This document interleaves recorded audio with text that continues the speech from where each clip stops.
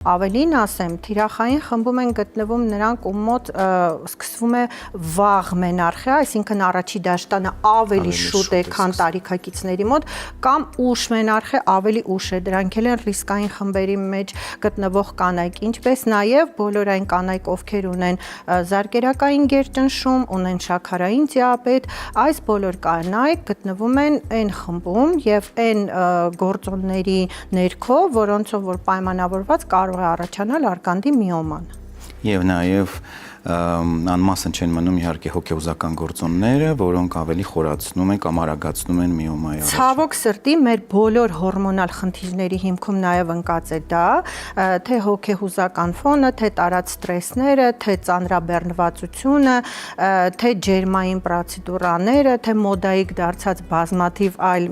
պրոցեդուրաներ, մասնավորապես արևայրուքները, անկառավարելի, նույն ասենք շոկեբաղնիքները եւ այլն եւ այսպես բազմաթիվ գործոններ։